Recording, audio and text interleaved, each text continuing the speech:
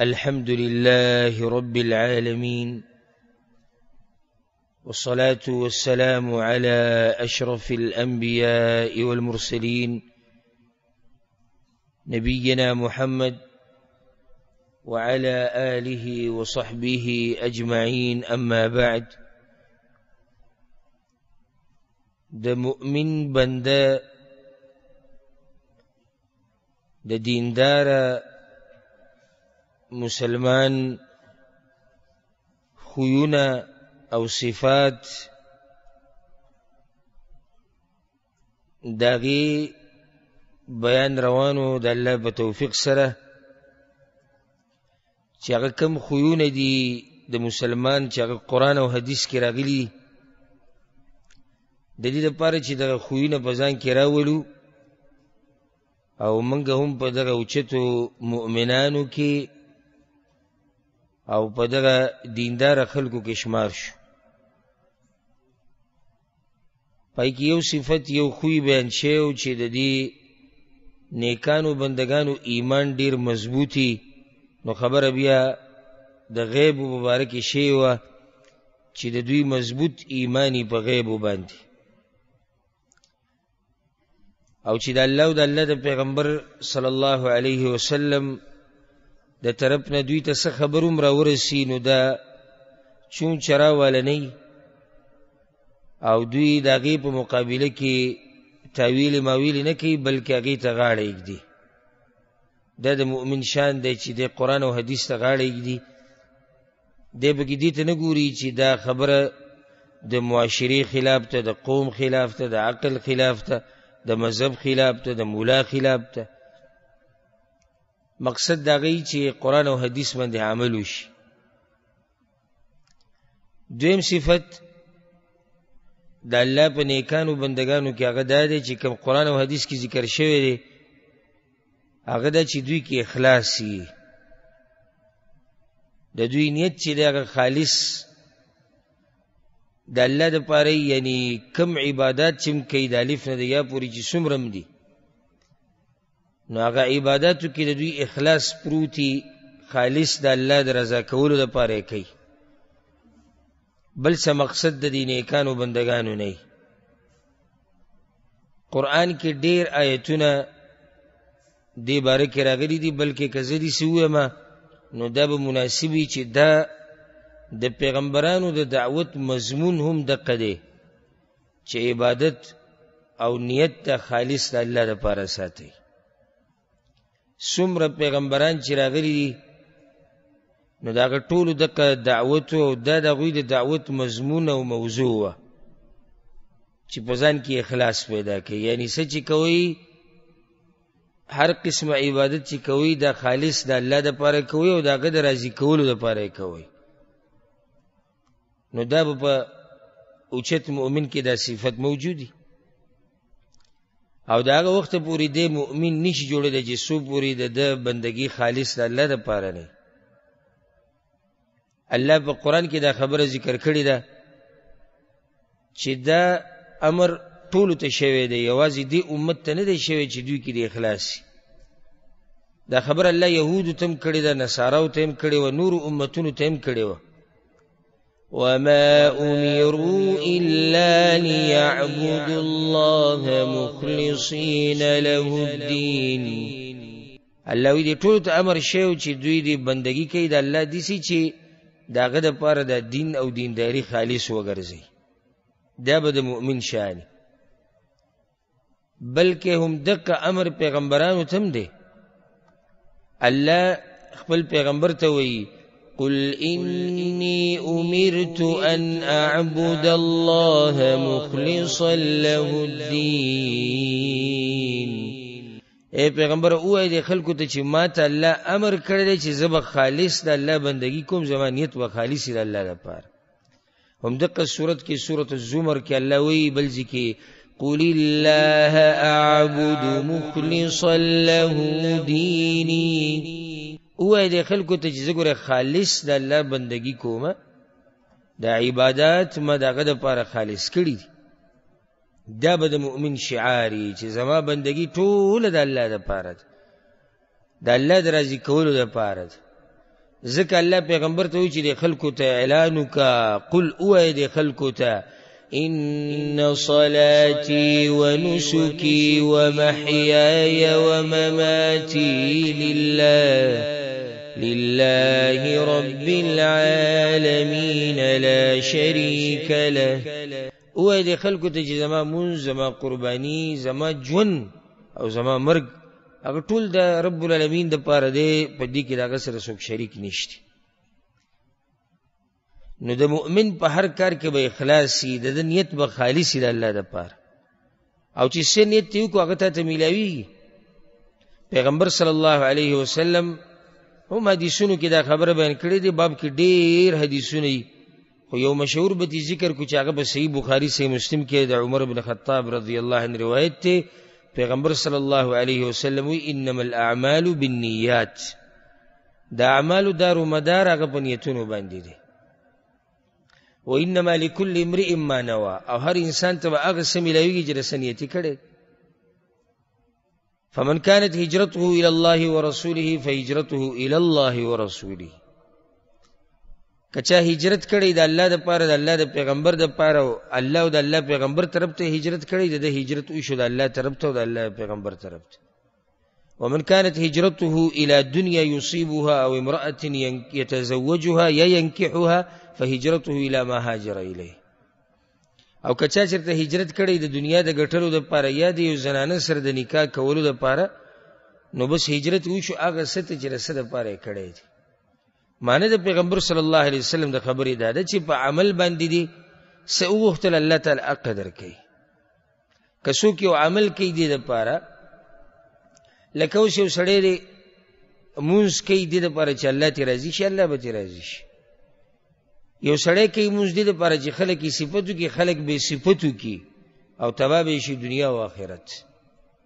او ځکه دا حدیث کې راځي چې څوک دې دپاره نیک عمل کوي چې خلک د د صفتو کې او د خلک کې واوري، الله به د وشرمي په آخرت کې د ذلت او د رسوایي به واوري هغه ټولو مخلوقاتو ته. ځکه د غوښتلو ده.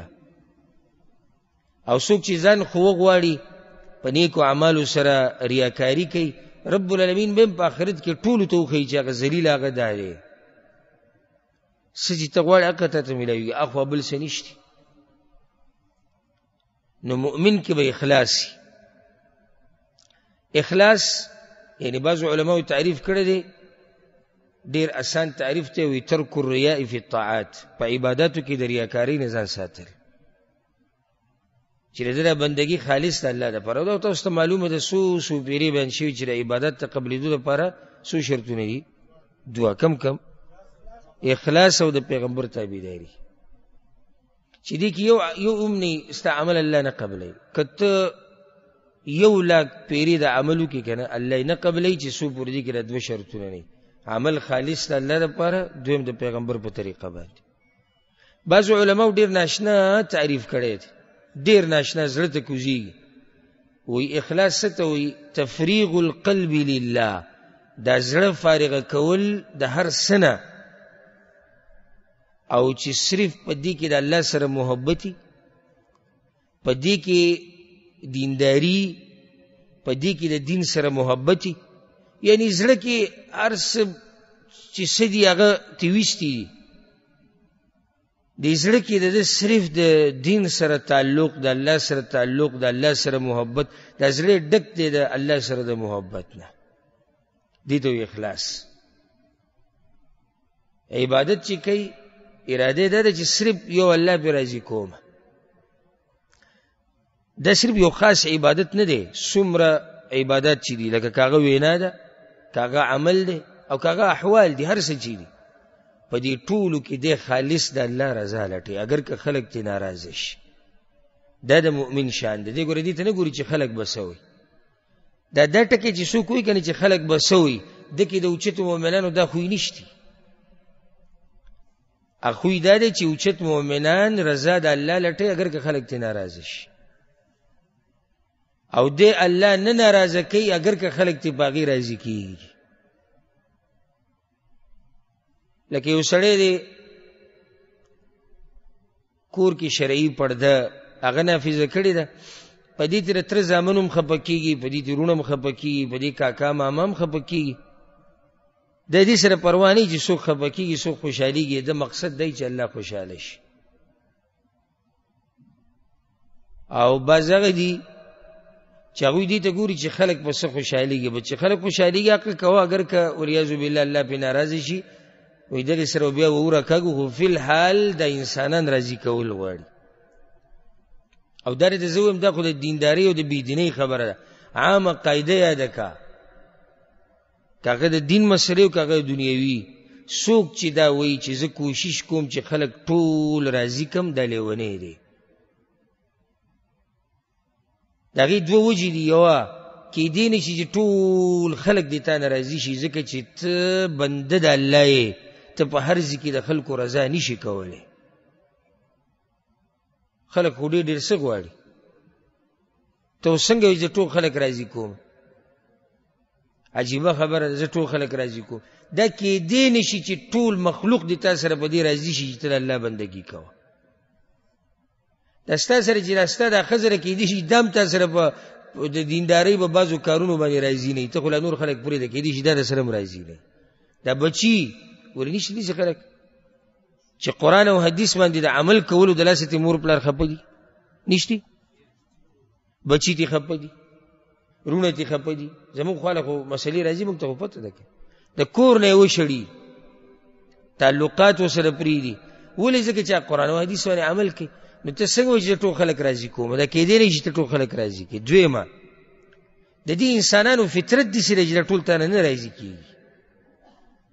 که دنیوي کارونه هم راوالي دیني سیټ ته کې چېرې دنیوي کارونه کې ټول راضي کوم، دا هم دې سړي ته زه لیونی وایم. داسې وایه زه اول کوشش دا کوم د الله د راضي کولو، بیا به کوشش کوم د خلکو د راضي کولو د شریعت په حدودو کې دننه. که څوک راضي شو ډېره ښه ده، که څوک راضي نه شو هم ډېره ښه ده. موږ دې دپاره دنیا کې نه یو نه چې موږ به دا خلک راضي کوو. دا خلک نه راضي کېږي. د دې انسانانو ډېر ناشنا مزاج دی. دا که خوښې شوې که نه، که خوښې شوې هغه اسمان ته به دې اوچت کړي. همدقه سړی که معمولي خبره ده پکې ولیده یا یو خبره ناروا هم نه ده خو د ده خوښه نه ده، دقه اسمان نه به دې واپس راغوځر کړي، د ملا نه تیر به دله مات کړي. کوشش کوو چې عرش ول راضي کړي، پرېږده د مخلوق. او حدیث کې راځي چې څوک کوشش کوي چې الله راضي کړي، الله به تیم راضي شي او دا خلک به تیم په آخرت کې راضي شي، ځکه چې دا زړونه دا د دې خلکو د الله په لاس کې دي. نو د مؤمن بنده مقصد صحیح الله راضي کول، ځکه به د کې اخلاص وي. د صفتونه مفتونه نه خوښوي، د شهرت نه خوښوي، د دنیا نه غواړي په دیندارۍ باندې. دی دا نه وایي چې څوک زما باس وکړي، د دینداري صرف او صرف دې دپاره کوي چې الله ترې راضي شي. الله د مؤمنانو بندگانو د صفت ذکر کړی په سورة الانسان یا سورة الدهر کې. الله وی دوی په خلکو خوراک کوي، یعنی غریب لم خوراک ورکوي، فقیر لم ورکوي، یتیم لم ورکوي، کونډې لم ورکوي، مسکین له ورکوي، قیدیانو له ورکوي. دا د دې نیکانو بندگانو صفت دی. نو بیا وایي څه ورته؟ انما نطعمکم لوجه الله لا نريد منكم جزاء ولا شكورا. من ګوره دا خوراک تاسو له د الله د رضا دپاره درکوو، موږ تاسو نه ګوره څه بدله او شکریه نه غواړو. ځکه دلته علماو دا خبره هم لیکلې ده چې دا چا سره ښه وکړي نو دا ورته مه وایه چې ما ته به دعاګانې کوي. که دې تا ته دعا وکړي او که ونه کړي، ستا دا معامله اصل کې د چا سره ده؟ بس الله سره ده که. او ولې ډېر خلک داسې شتي چې خلکو سره ښه کړي ده او هغوی ورته دعا نه ده کړې، که نه نشتي. چې تا ته دا سړی دعا ونه کړي، تا چې چا سره ښه وکړو نو ستا دا ښه یعنې قبول نه شو؟ قبلېده نه قبلېده دا خو د الله په لاس کې دي. دی دعا کوي او که نه کوي. معنی دا ده که ته چېرته دا ورته ووایم چې ما ته دعا وکړه، دې سره ستا عمل بربادېږي نو خو ګور دا درجه د اخلاص ته دومره اعلی ترین اخلاصي په دې مؤمنانو کې به اوچتو کې چې دوی ګورې چاته دام نه وایي چې جي ماته دواګانې به ډېرې کړي ښه دې وکړو دا د الله سره معامله وه که ده ستا دپاره دعا وغوښته دله به الله اجر ورکړي دا د ښه سړیتوب دی که یې ونه غوښته دعا ستا دپاره هم پروا مه کوه ځکه چې کوم رب دپاره چې دې څه کوله هغه هر څه لیدلي هر څه یې نوټ کړي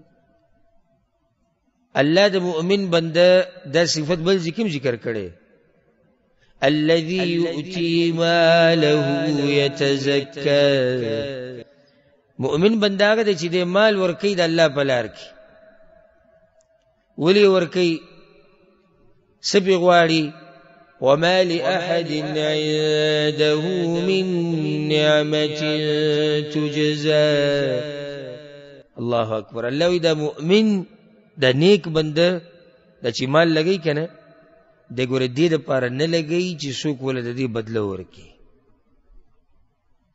نه دې دپاره لګی چې د چا په احسان دی ځکه ورسره صرف ښه کوي هغه چا سره ښه نه کوي چې چا په احسان نه دی کړی نه دکې دا کیسې نشته نو بیا اخر دې دا مال لګی ولې الله وی إلا ابتغاء وجه ربه الأعلى دې دا ټول کارونه دې دپاره کوي چې هغه اوچت رب هغه عظیم رب ته راضي شي إلا ابتغاء وجه ربه الأعلى نتیجه ولسوف يرضى او هغه رب به د دې بنده نه راضي شي د الله ویلي خبره مختصر دا چې نیت خالص ساتل دا د عبادت زړه دی زړه یاره که ته 2 رکعاته مونځ کې که نه او د ماسخوتن د منځه نه بعد ودرېږي او د سحر اذانه پورې ته ولاړې او د 2 رکعاته پکې وکړې او پکې جړاګانې تلاوتونه اذکار دعاګانې چې د څومره یې دي هغه پکې کې او د خالص د الله دپاره نه کنه ستا د عمل صفر دی برباد دی ځکه خالص نیت دا د عبادت مغز د عبادت زړه دی هم په دې نیت سره عمل غټیږي وړوکی عمل څه شي غټ شي لکه امام ابن المبارک رحمه الله مشهوره وینا دا ده ډېره ناشنا وینا یې کړې ده وی کله معمولی عمل د نیت تلاسه غټ شي او کله غټ عمل د نیت تلاسه وړوکی شي لکه زه به د امام ابن المبارک رحمه الله په دې خبره مثالونه درکم هغه زنانه هغه حدیث کې چې واقع راغلی د بني اسرائیلو کې وه او زیناکاره ښځه وه او هغې یو سپی ولیدو هغه سپی تږی شوی دومره چې ژبه بهر ته راوتې او دا خاورې یې څټلي او دا شګې یې څټلي نو هغې اوبه راواغستې د کوهي نه یې راوویستې او هغه له یې ورکړي رب العالمین د هغې د لاسه هغه زنانه وبخله دا عمل غټ دی که وړوکی دی دې کې خو څه نشته اوبه د کوهي نه راوباسه سپي له یې ورکړه خو هغې دا عمل د الله د رضا دپاره کړی ځکه دلیل په دې دی چې الله رضا دپاره ځکه چې الله دې قبول کو هغه معمولی عبادت دغه نیت تلاسه دومره غټ شو چې هغه زنانه پې وبخلی شو بل مثال پې واله پیغمبر صلی الله علیه وسلم وی جنت مې ولیدو یا جنت ته تللی ومه خوب کې یا د معراج په شپه نو یو سړی په جنت کې ګرځېدو را ګرځېدو د دې د لاسه جنت ته راغلی و چې په لاره باندې د یو ونې یو خاخ یو څانګه هغه راوږده شي او خلکو له تکلیف ورکو دغه څانګه پرې کړه هغې د لاسه الله جنت ته بوت دا اوس ګران عمل دی هېڅ پکې نشته ولې دا عمل دومره قیمتي شو اخلاص پکې و کله غټ عمل هغه څه شي وړوکی شي مطلب برباد شو د عمل د لاسه یو سړی دی دا غټ غټ دیګونه باندې کړي دي لکه د کمرو امره او دا خوراک او څښاک او دا خلک راځي او ځي او راځي او په لکه او مال لګي ولې لکه وی چې خلک صفتو کې کنه ویم چې پلانې ښه سړی دی. دا دومره غټ عمل د دې نیت تلاسه د ماشي د وزر امرم پاتې نه شو. نو نیت معمولی مه ګڼه. نیت ستا معمولی عمل غټی او ستا غټ عمل هغه وړوکی کولی هم شي او کله یې دومره وړوکی کړي چې بلکل برباد شي. قرآن کې الله وی الذي خلق الموت والحیات لیبلوکم ایکم احسن عملا. الله دا ژوند او دا مرګ پیدا کړی دی دپاره چې په تاسو امتحان دی راښکاره کوي په تاسو کې هغه څوک چې څوک ښایسته عمل کوي. د نه دي ویلي چې څوک ډېر عمل کوي. لیبلوکم ایکم اکثر عملا، اکثر یې نه دی ویلی، احسن عملا.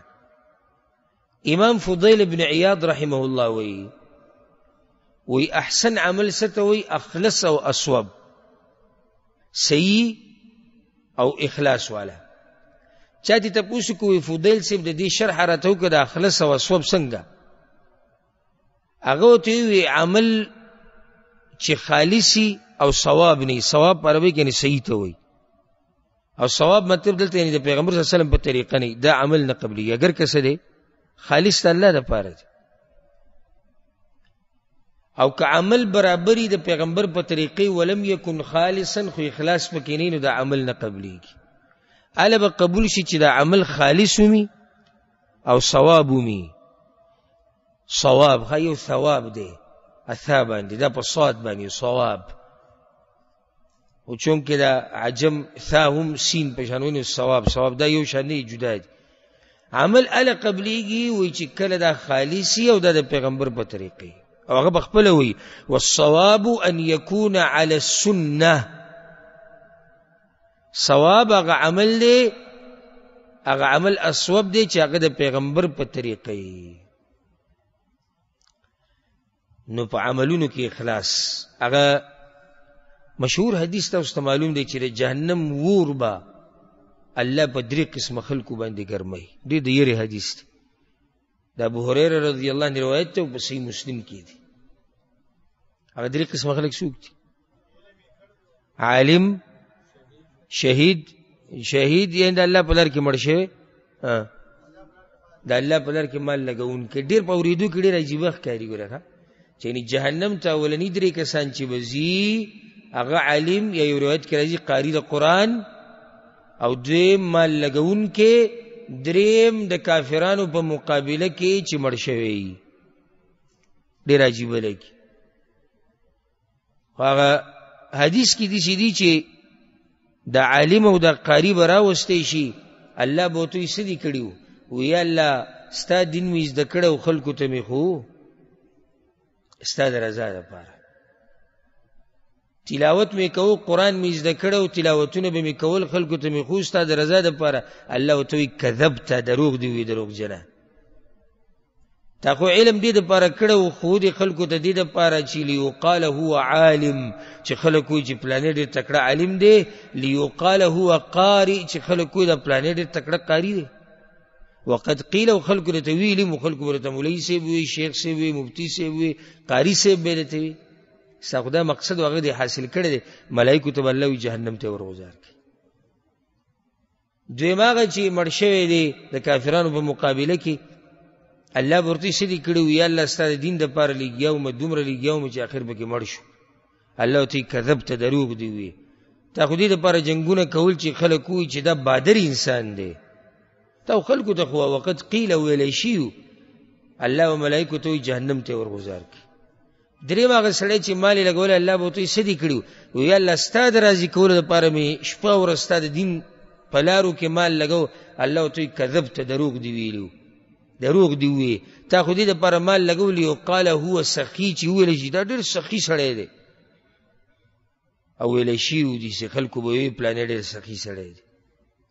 الله به ملایکو ته وایي جهنم ته ورغوځار کړي. دا ډېر د یېرې حدیث دی. عمل خالص ته الله دپاره ساته، بندگان پرېږده. ما بل تاسو ته خبره وکړه چې بعض خبرې رازونه ساتئ د چا سره؟ د الله سره. او ځکه امام ابن رجب الحنبلی رحمه الله وی لطائف المعارف کې کتاب دی، وی باز سلف دیسی و د دین مشران چې 40 کال هغوی روجې نیولې وي.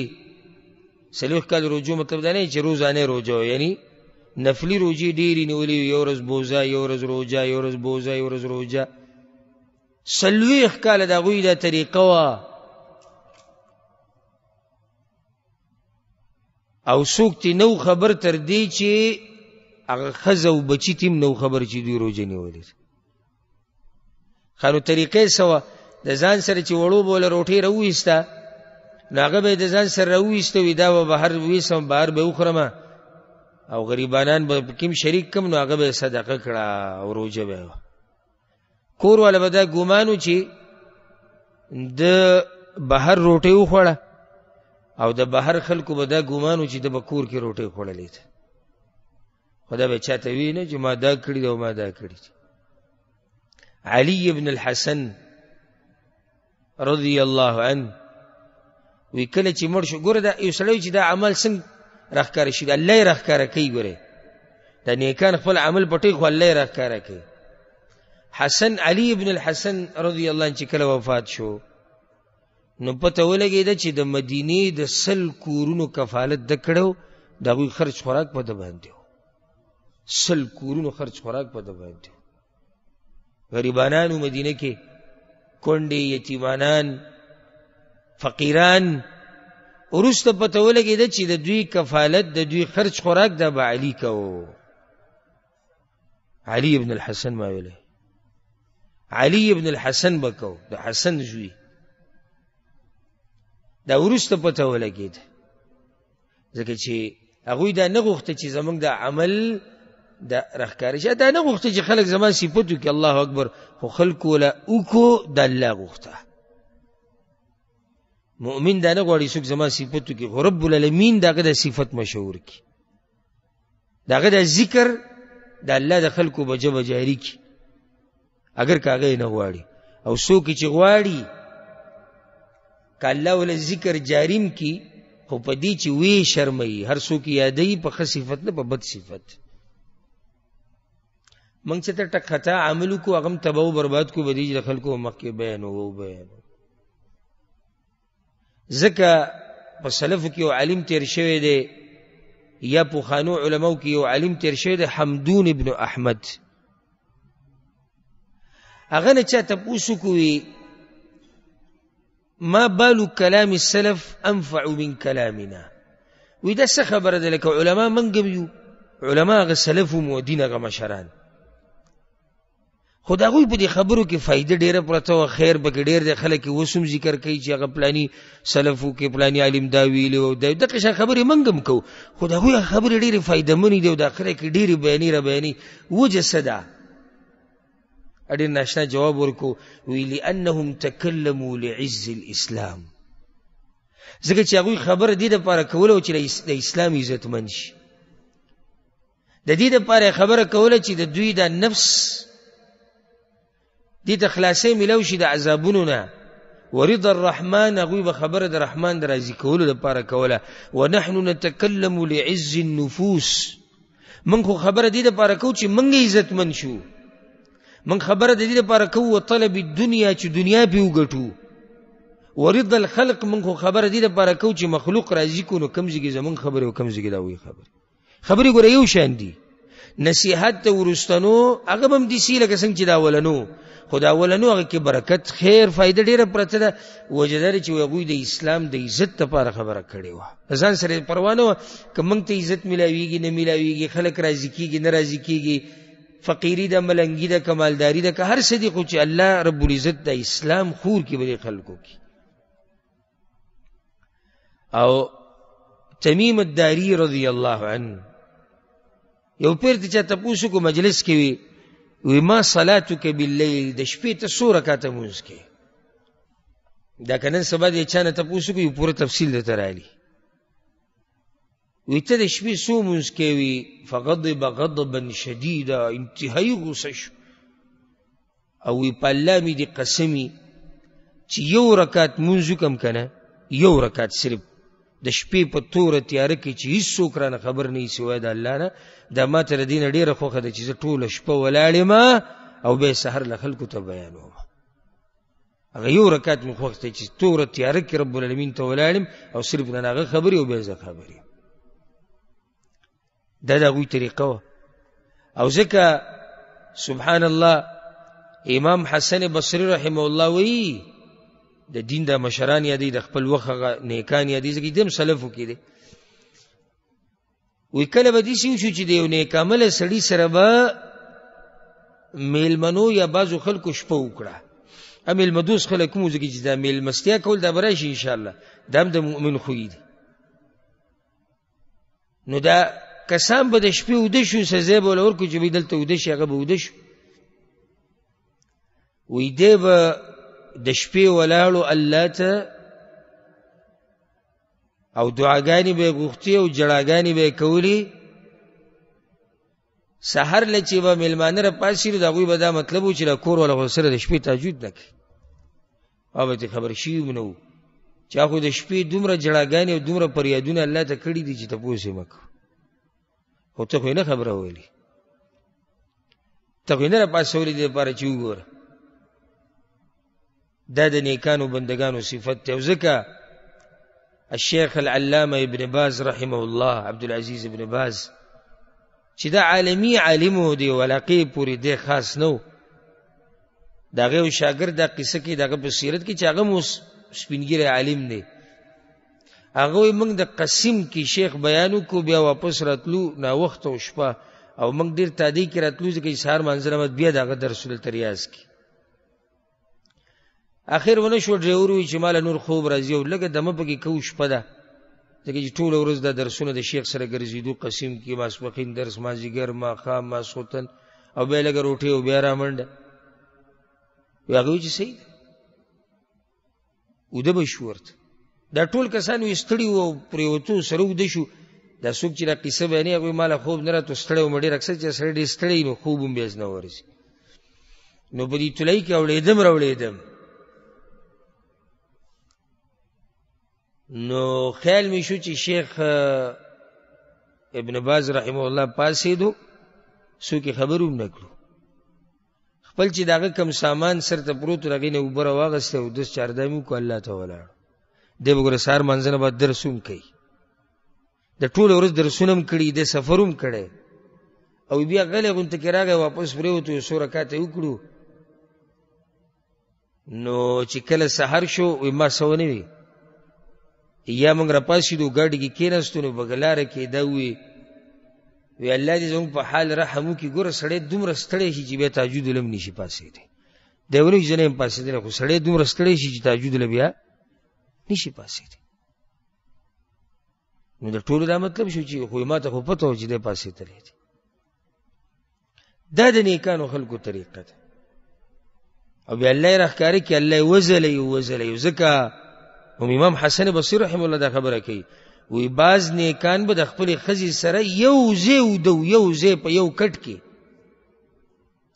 ده به د الله د یرې نه ټوله شپه جړل، د خپل طرف پې د اوښکو نه لون کړی وه، ښځه به ترې نه وه خبر. خوا کې ښځه به ترې نه خبرېده چې زما د خاوند جاړي. داسې د هغوی اعمالو خوا کې چې ورسره کومه ښځه پرته ده، هغه د دې نه ده خبر چې زما خاوند جاړي او هغه خپل بالغ په اوښکو باندې لون کړی. داسې نیکان خلک وهغوی. او ځکه الربیع ابن خثیم رحمه الله مشهور عالم تیر شوی دی، د هغه د ښځې نه چا تپوس وکړو د ربیع عمل څنګه و، دا راته ووایي. هغې ورته وی د هغه ټول عمل پټ و، او یې کله به د قرآن تلاوت ته ناست په کور کې میلمه به اچانک راغی، نو چې کومه کپړه به ورسره پرته وه، یا سر د اچولو دپاره یا په اوږو د اچولو دپاره څه صادر به، هغه صادر به زر په قرآن ور واچو، د هغه سره به خبرې شروع کړي چې دی خبر نشي چې دی د قرآن تلاوت ته ناست. داسې اعمال نیکان خلک پټوي.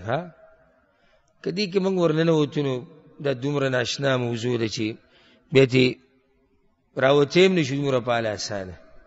خو لنډه دا چې د نیکانو بندگانو یو صفت دا دی چې دوی کې صحیح اخلاصي، دوی عمل خالص د الله دپاره. دریم صفت د نیکانو مؤمنانو چې قرآن او حدیث کې د هغې ذکر دی هغه دا چې دوی د طهارت او د پاکوالي خیال ساتي. الله قرآن کې خپل پیغمبر ته وایي سورة المدثر کې وثيابک فطهر، د خپلې کپړې پاکې ساته. نو دا واضح ده چې طهارت په دوه قسمه ده، یو حسي ده بل معنوي ده. حسي یعنی منګه محسوسو کم طهارت ده، لکه ښکارا کپړې صفا ساتل، چاردام کول، غسل کول، تیمم کول، دا ټول طهارت ته پاکواله ده منګه محسوسو. یو طهارت معنوي ده زړه صفا ساتل، دا محسوسیږي نه ظاهره کې. دیزی کې مطلب علما وی الله پیغمبر ته وی چې ته ځان پاک ساته، عقیده دې پاک ساته او ظاهره کې ځان پاک ساته. نو د مؤمن دا صفت ته چې دی وسی دی به پاک صفائی، د عقیده بم صفائی، د زړه به صفائی، نو د بدن بم صفائی، د کپڑا بم صفائی. دا د مؤمن شان دی. ابو مالک الاشعری رضی اللہ عنہ روایت تے صحیح مسلم کے دے پیغمبر صلی اللہ علیہ وسلم وی الطہور شطر الایمان. اللہ اکبر. طہارت نیم ایمان دے، نیم. یو روایت کے راضی الوضوء شطر الایمان، او دس نیم ایمان دے. یو حدیث کے راضی روایت کے اسباغ الوضوء شطر الایمان، خ او دس کول، خ جوور او دس کول د پیغمبر په طریقه د نیم ایمان دی. شریعت د طهارت دین دی، زمونږ اسلام د څه دین دی؟ د طهارت. یاره کم مسلمان چې نور خو پرېږده چې دا 5 پیرې مونځ کې او دې دپاره اودس کې یو سړی 5 پیرې مخ خلاصینځي او خپې یینځي، دی به څومره صفایي.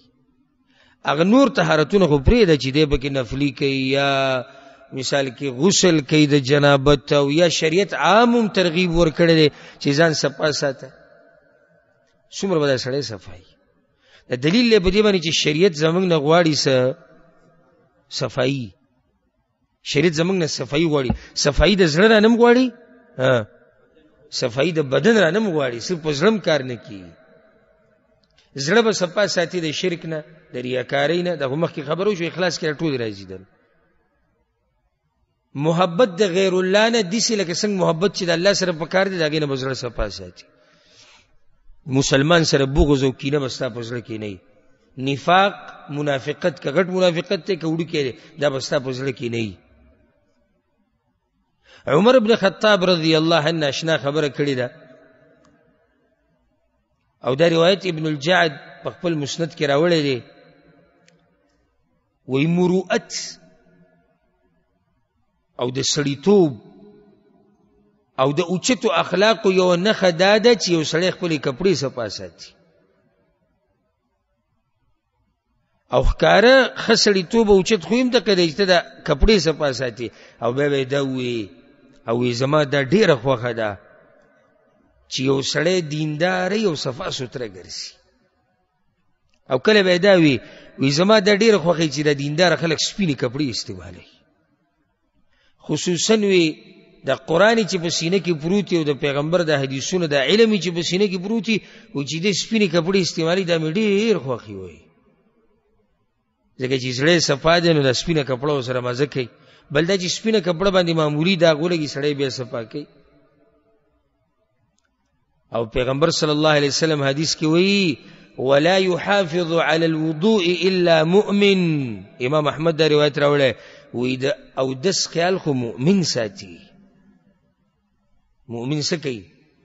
د او دس خیال ساتي. او دس کې څه دي؟ طهارت ته، صفایي ده.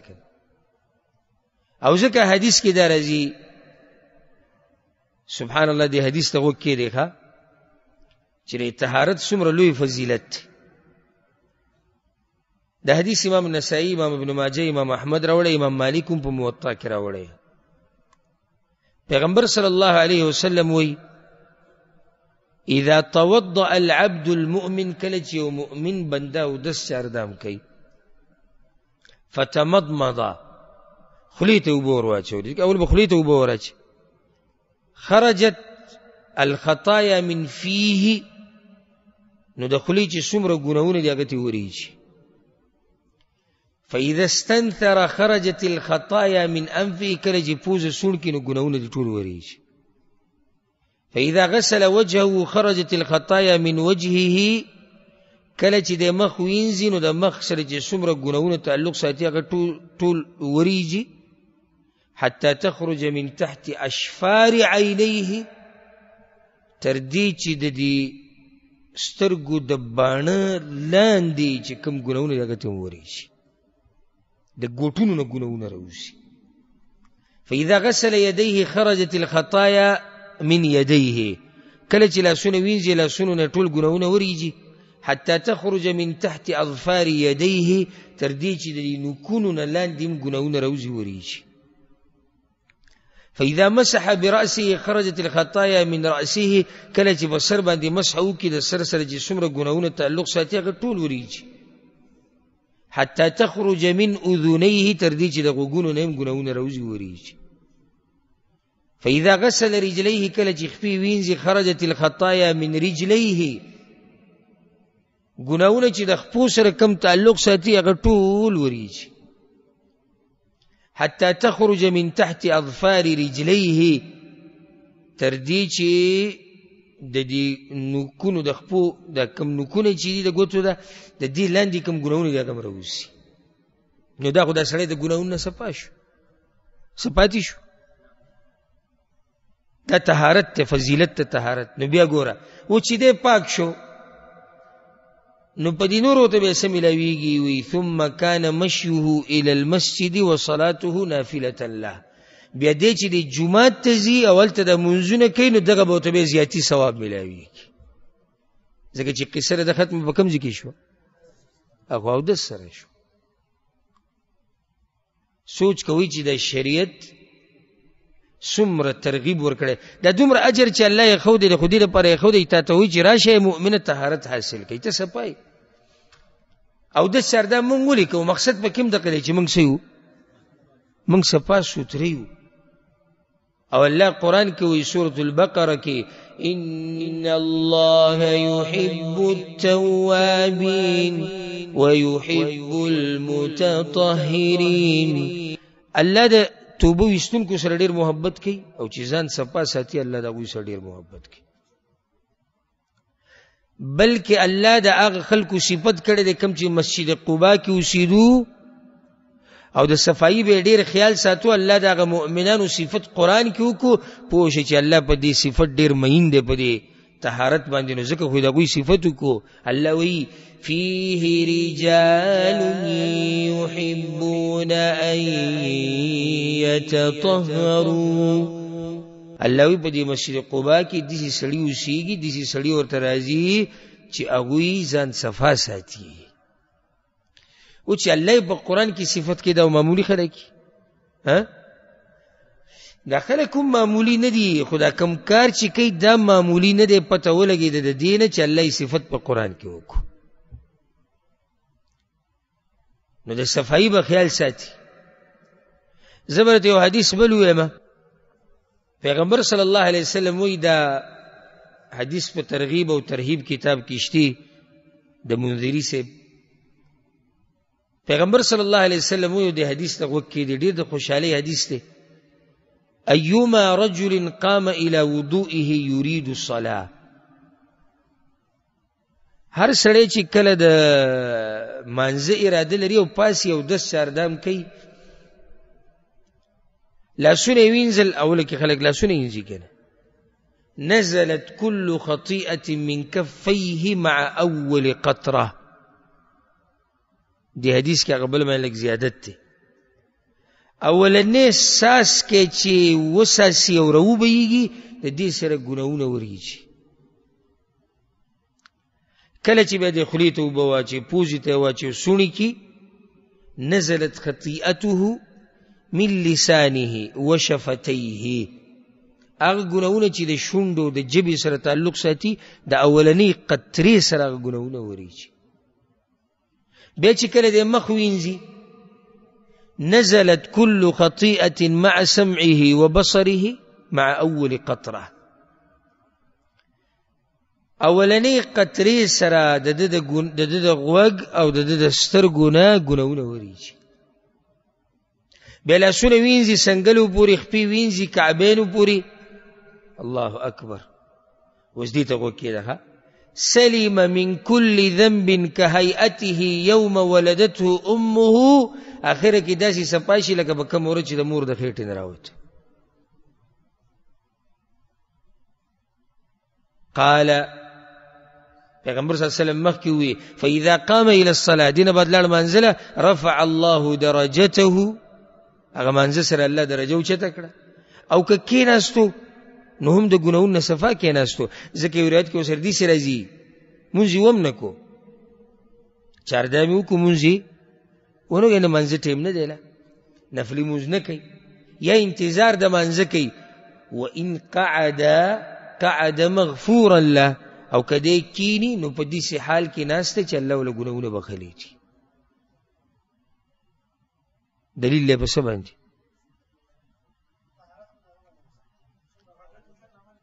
چې طهارت اوچت عمل دی. دلیل له په دې باندې چې شریعت ته ته وایي ځان پاک ساته. دا دومره اجر پیسې نه دی ښودی، فایدې الله درنه راضي کېږي، ګناهونه دې بخښلی کېږي، درجې دې اوچتېږي، نو د خلکو په منځ کې به هم ښایسته او دروند ښکاري. طهارت دا د انسانانو هم خوښ دی، دا د ملایکو هم خوښ دی. ولې پیغمبر صلی الله علیه وسلم وایي تاسو کې یو سړی اوږه وخوري یا پیاز وخوري یا د دې په شان بل بدبودار بوټی وخوري نو نه دې راځي جومات ته. ولې؟ ملایک ته تنګېږي. معنی دا چې ملایک هم طهارت خوښوي، انسانان هم خوښوي. الا دا که اوس داسې انسان دې ځان له پیدا کړی چې هغه هم ستا په شاني. یو سړی ګنده ګرځي بل ول صفتونه کوي، نو خو دواړه یو شی دی، د یو بل صفتونه به کوي لازم. خو نور عموما انسانان کم سړی خوښوي چې صفایي. ښځه هغه خاوند خوښوي چې هغه صفا سوتري، نو خاوند هغه ښځه خوښوي چې هغه صفا سوتري. نو دغه شان بچي، دغه شان رور، دغه شان نور خپلوان، نو دغه شان ملګري، دغه شان معاشره. پیغمبر صلی الله علیه وسلم وی په صحیح مسلم کې حدیث دی الا ادلکم علی ما یمحو الله به الخطایا ويرفع به الدرجات. آیا زه تاسو ته یو داسې عمل ونه ښیم چې په هغې سره الله ګناهونه ریجوي او درجې ورسره پرې اوچتوي؟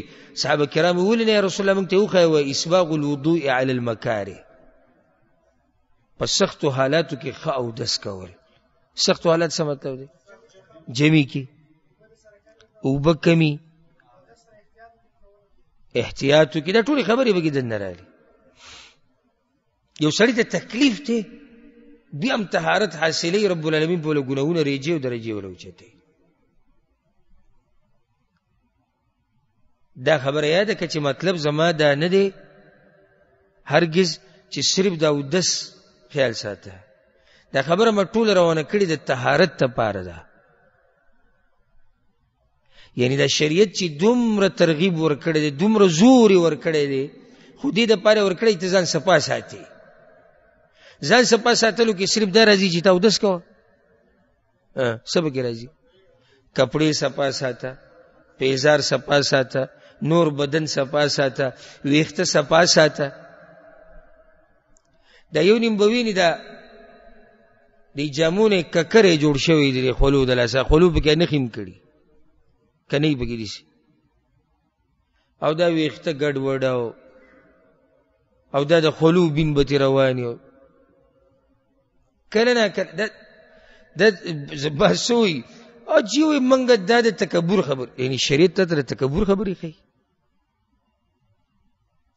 لکه که چېرته ته داسې ووایې چې یاره سړی ځان صفا ساتي، د بعضو کسانو نه بینځي، توبه الله وایي دومره کبر پکې دی، دومره کبرجن دی، وایي د خلکو نه بینځي. نو چې بین تیزي نو څه ورته ووایه؟ خوشبو ورته ووایه، خو بین تیزي که نه. بعض کسان داسې موږ لیدلي سړی سره ملاقات وکړي نو چې غاړه سره ملاوي صاحب دې بند ساتلی پکې چې یار په داسې حالاتو کې دی چې ته ثاني شي اغستې سړی سوچ وکړي چې دا خدای ما سره ومن دورې ملاو شي د ښځه به څه کوي د بچي به څه کوي د مور پلار د خویندې وروڼه نو دته که ویلی نه شي خو زړه کې خو شتي که نه چې دا سړی د ده نه څښا بینځي نه به یې راځي په زړه کې ته که چا ته ونوې ستا خواله کس راغی تا سره ملاو ته ورته ویلی نه شي چې تا نه بینځي ولې زړه کې دې نه ده په دې دا سړی ښه ښکاره شو که بد ښکاره شو که نه او زه به راته یو حدیث ویم کېدای چې تاسو اول پرې راوړئ ډېر ناشنا روایت ته امام ابو داود امام نسائی امام احمد راوړی دی ما ته ښکاري غالبا د جابر رضی الله عنه روایت هغه وایي اتانا رسول الله صلی الله علیه وسلم زائرا فی منزلنا پیغمبر صلی الله علیه وسلم یو پیر زمون کور ته راغلی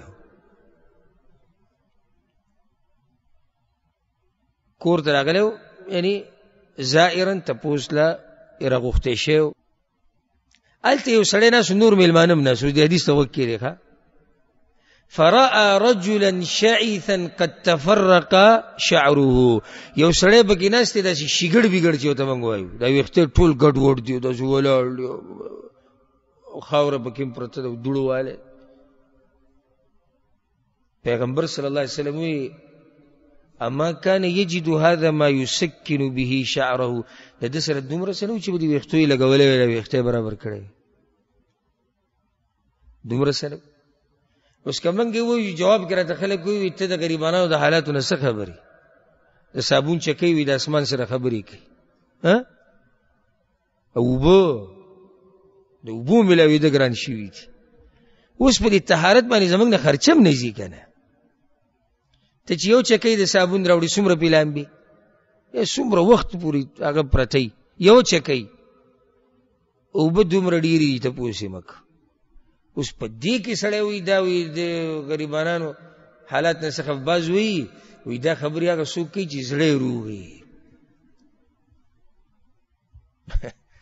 زړه یې روغ وي څه مطلب دی پته نه چې زړه یې روغ وي څه ته وایي زړه خو الحمدلله د ټولو روغ دی او دا خبره صحیح ده دا خبرې هغه څوک کوي چې زړه یې روغ وي زړه یې چې روغ وي مزاج یې برابر وي دی ښه صحیح خبره کوي او صحیح خبره دا ده چې ګندګۍ ته به ګندګي وي پاکوالي ته به پاکوالی وي اوس دا د پیغمبر خبره ده وي ده سره دومره څه نشته چې دی دا ویښته برابر کړي تیل پې ولګوه بل څه پې ولګوه وینځې چېرته منګس پکې ووه ورأى رجلا آخر وعليه ثياب وسخه دا بل کس پکې ناست و وی ډېرې ګنده کپړې اچولې وي په بد حال وي فقال پیغمبر صلی الله علیه وسلم اما كان هذا يجد ماء يغسل به ثوبه دته دومره وبم نه ملاوي چې دا کپړې به وینځي دا د محمد ابن عبد الله صلی الله علیه وسلم خبره زمانه ده خسته کپړې اچو د خسته دا مطلب نه لري ته موږ دا نه چې نوی جوړې اچو خسته څه مطلب دی صفا سترا خمزیداری خوشبو استعمال او اسری کړو کپړو کې ګرځیدا نعمتونه د الله دی حدیث کې راځي چې او دا حدیث عبد الله بن عمر رضی الله عنهما روایت کړی دی په سنن د امام ترمذی کې دی ان الله يحب ان يرى اثر نعمته على عبده دا الله دا خوخه د چې د خپل نعمت اثر په دې باندې ویني او چې نعمتونه د قلیل لاندې ورپټي او د کټ لاندې یګدي او یې په بینکونو ورننه باسي او یې په خاورو کې ورننه باسي د قزمک او ټوټې پیلي ته بدلته سړی ویني په لشتکی په هزار کې به ګرځي پوندې به چودلي به بد حال د کپړې به دومره نری شوي چې د سینې هغه ویښته به کې راوځي یاره سړی غریب سړی دی ته به دا وایي چې یاره که چېرته ملګرو سره مشورو کو دله څه چانده را جمع کو نه به ته خبر شوي نیم کیلې د ده دی نیم کیلې د ده دی په دې سي مال وسه کې چې تا داسې ژوند تیر کو چې خلک راته مخامخ څه نه وي، خو خلک ته پسې خبره کوي. ته دې حالاتو ته وګوره، ته دې دغه ته وګوره. ما یو پیر دا قصه ذکر کړې وو کسو، دلته یو کسو ډېر صفتې کېدو، وایي دا ډېر مالدار دی، پښتنو خلکو په مجلسونو کې بار بار وي، ما اورېدلي یاره پلانی وي کروڑپتی دی. بیا یو وخت کې زه لاړم، سامان مې اغوستو کور له، یو بل کلیوال را سره مو ملګری و، نو هلته یو کس لګیا دی، یو غټه داسې ډینه ولاړه ده، هغه کنټینر چې هغه ولاړ سامانونو ته خلک کوزوي. نو ما ته هغه کس وي هغه پلانې ته پېژنې؟ یاره ما اورېدلي مې دي، خو چې ته لیدلی مې نه دی. وي دغه دی، هغه لګیا و، سامان یې کوزو را کوزو، په بد حال و، دا چاودلي پوندې نیولې کته ته بره، دا کروڑپتی. الله دا غواړي او دا خوښوي چې هغه په تا باندې هغه خپل نعمت ویني. دا تکبر نه دی. تعالی الله مال درکړی دی، الله غواړي چې ته ښه جامه واچې، الله غواړي چې ته ښه پیزار واچې، الله غواړي چې ته ښه مزیداره ټوپۍ په سر کې، الله غواړي چې ته خوشبو ولګې. ها نشتی دا جدا مسله ده، خو چې رسدل الله طاقت درکړی دی هغه کوه. په دې سړی ښایسته ښکاري، دا طبیعت د انسانانو دی. والله کم سړی چې ویني داسې ډېر صفا سوتري که نه، د سړي د سترګې یخې شي، او سړی وایي چې زه سره بار بار میلاوی دي، خوند ورکړي هغه سره دا خبرې اترې. ښه د چا زیله چې ورشي، یعنې د یو بل خواله خو موږ ټول ځو راځو، نو د یو نیم کس زی ته به ورشي کمرې ته، ته په زړه کې پاټیم دا وایي چې دا مې اولنی پیر دی او دا مې اخرنی دی، بیا نه راځم. یعنې بعضو کسانو خواله چې ورشي او په تولۍ کېناستي چې راپاڅېدي، د تولۍ دا مخ به سره راوچتي. مسافری ده جی، مسافری ده نو په بد حال ګرځه، مسافری ده نو اصحابینونه دي ده نه ځي. ولې په دې مسافرۍ کې تر انسانانو سره ملاقاتونه نه کوې؟ ولې په دې مسافرۍ کې ستا د چا سره غم خادي نه ده؟ ولې په دې مسافرۍ کې ته دا نه خوښوې چې ته د خلکو په نظر کې ښایسته ښکاري؟ دا به صرف په کور کې وي ځان صفا ساتي. او دا راته ووایم دا چې مسافرۍ کې یو بد حالي دا هلته هم بد حالي، ځکه چې دا خوی نه بدلیږي. او څوک چې صفایي سره عادت شوي، زما دا خبرې لږې که سختي نو معافي راته کوئ، او که څوک د صفایي سره عادت شوي نو هغه په مسافرۍ کې هم صفا سوترې، هغه په کور کې هم صفا سوترې. که نه خبره مې غلطه وکړه؟ د یو نیم انسان کمرې ته به ورشي، مسافر به وي، ته به حیران شي چې ده چې دا کومه کمره صفا کړي، کوم سیسټم د برابر کړي، ته به ورته حیران شي لکه دا یاره بس وي چې دا مې داسې صفا کړي نه وي، بیا مې زړه نه برابر. دی اوس مسافر دی، خو دی د صفایي سره عادت دی، ورته پته دی چې په دې سړی ښایسته ښکاري. پیغمبر صلی الله علیه وسلم باره کې راځي، دې ته غوږ کېږده ګوره، د هغه خوشبو ډېره خوښه وه او دا بدبو به انتهایی بدې شوه. عایشه رضی الله عنها وایي په سنن د امام ابو داود کې دا روایت دی، و یو کس پیغمبر صلی الله علیه وسلم له چوغه راوړه، چوغه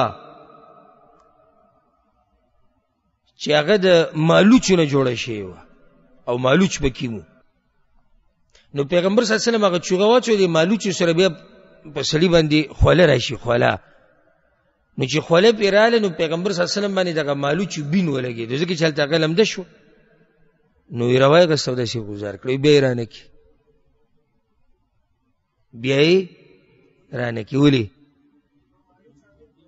ځکه د مالوچو هغه بین پرې ولګېد، چې دا په ما باندې بین ولګېد، خو چې ما سره ملاویږي په هغه هم دا بین لګېږي که نه. داسې صفا سوتره انسانو، زموږ مور پلار دی په هغه قرباني. ملګري چې ورپسې کله مدینه کې ګرځېدو چې شو، نو په دې به معلومو چې په کومه لار به خوشبو ډېره وي، په دې طرف تللی، انتهایی مینو په خوشبو باندې، انتهایی. ځکه امام نسائی چې کوم روایت راوړی به کې دا دي، وایي ستاسو په دې دنیا کې ګوره زما د خوشبو ډېره خوښه ده. په دې سره به سم طبیعت لګېدو. عایشه رضی الله عنها ولا په سر کې لګاو، په سر کې چې کله به سر منګز کو، دا منځ کې چې لار وتېره په دې کې به ورته خوشبو لګوله.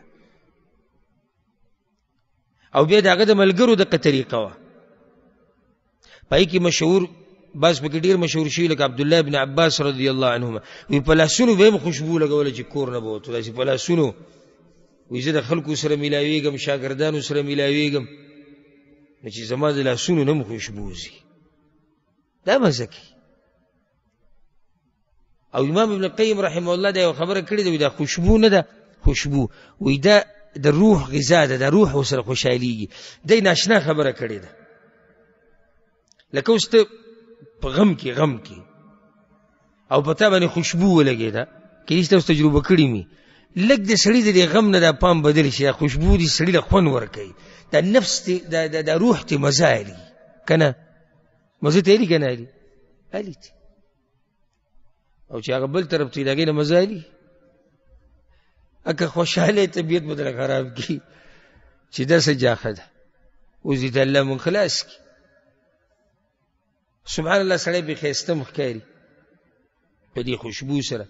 او ځکه په صحیح بخاری کې دا روایت ته انس ابن مالک رضی الله عنه وی چې پیغمبر صلی الله علیه وسلم به د خوشبو هدیه چرته نه واپس کوله کان لا يرد الطيب چې چا به ولم په هدیه کې خوشبو ورکړه کنه نو دا به چرته نه واپس کوله د خوشبو انتهایی خوخه سمه خوخه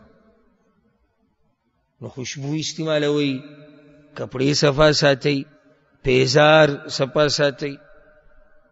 او یو سړی مزدوري کوي د مزدوري په دوران کې دی هغه ټیم کې ته مجبوره معذوره می خو عام اوقاتو کې تعالی سي چل دی د صفائی خیال ساتل دا د نیکانو بندگانو څه دی صفت دی. او دا د تصوف دا خبرې چې تصوف ول حضرات کې چې دا جزیده او بد حل ګرځیده اصل کې زبط دا خبره ذکر کوم موږ د عجزۍ په تعریف نه پوهه عجزي څه ته وایي ته پوه شئ سچې د سره دی باقي صبر لکه یو سړی دی یو کمیس ته وسره وغه سورې دی او دغه خوشاله ګرځي په دغه کمیس کې چې سورې دی دې ته وسوي عجزي ها ستاروغي جامې شتي خو قینچي دی راوغه سو سورې دی بکیو کو چولې دی ها دې د عجزي وي د لیونه دی په زور عجزي ګره د ځینې کې ته لکه یو سړی دی ځانې په بد حل کړی دی چې خلک وایي چې دا څه دی دا عجز دی نه عجزي یعنی سچ د سره دی په دې باندې شکر او صبر کاغه لګ دی او کاغه ډیر دی دا عجزي. نو الله جون په حال باندې رحم وکړي. نن دو صفات بیان شو کم اخلاص او طهارت. ترشی جمعه کم بیان شو په غیو باندې ایمان. نو درې شو ان شاء الله باقی پر روان درسونو کې بیانو. رب العالمین دې د اوچت صفات په من کې راوړي. الله سبحانه وتعالى دې زمونږه ظاهر او باطن پاک او الله سبحانه وتعالى دې بن کې اخلاص پیدا کړي. هذا والله أعلم وصلى الله وسلم على نبينا محمد وعلى آله وصحبه أجمعين.